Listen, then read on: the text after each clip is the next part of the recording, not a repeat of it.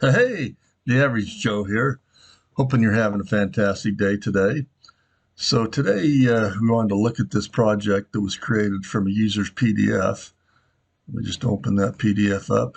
So this was the PDF, three boilers, indirect water storage tank serving the domestic, and then the system pumps and the system over here serving the building heating. So from that was created the three boilers, hydraulic separator, indirect water storage tank, domestic loads here, and then the imposed loads here. So you can click on an imposed load, and I could go in and change that to any type. Maybe I want it to look like a hospital picture. And there in that imposed load is where you go in and actually put the load that you have on your project. Okay, you set the delta T to get different flows, obviously.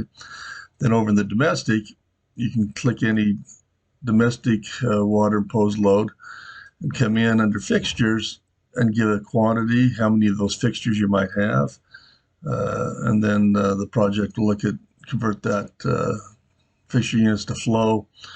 So back at the indirect water storage tank, you can look at the load summary and see kind of the load that's there. We also, you'll see the loads that come over from this. Looks like there's 12.7 GPM coming over from the domestic system over to the hydronic, and that does not add up to the load that's coming back, the 102 GPM. So we have 102 GPM at the boilers. So when you see that happening, you can go in, and in the transfer, you can set the priority load. If you want that, the priority load, to be added into the heating system of the project, where if you just want to have the heating system have that in part of its load and not add that in as well. So you can do that just by that on, and that's with any domestic system. We have that little feature, the priority load in there. The other thing, we have scenarios down here at the bottom. So the overview kind of shows the heating and cooling.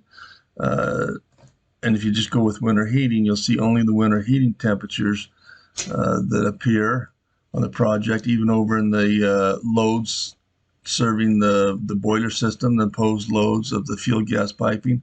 But then if you go to summer domestic, you'll see what domestic loads are needed in the summertime when the heating isn't on. You'll see the load on the boiler and the gas meter are definitely a lot less. So scenarios are a good thing to set up and to just help you look at on your project. You'll see the heating system is all dark, black, meaning that's not being part of the calculation. The other thing we like to look at, obviously, is always the pump head path. You can look at major and minor, and then piping. What makes up the system head of each pump. And then, as always, you can always click on a pump and look at the show associated equipment to get the pump path of the different paths, so you know your head system is calculating right. Let's go to the overview down there, and then we'll look at the winter heating, show associated equipment. And then always as well at the right, you can highlight pipes, right click with your mouse, connector annotations to look at diameters, flow, whatever you might want to see in your system. And annotate that on the pipe.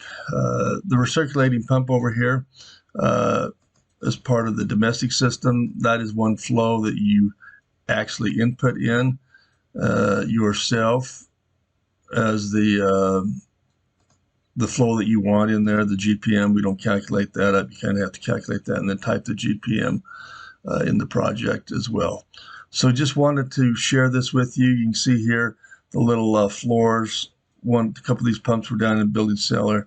You can always go to the drawing toolbar feature and just add different, annotate different pictures, diagrams to help annotate your drawing. And then, as always, you can always right click with your mouse and then do text annotations right here to annotate and put notes on your drawings. Hope this has been helpful. Hey, thanks for watching.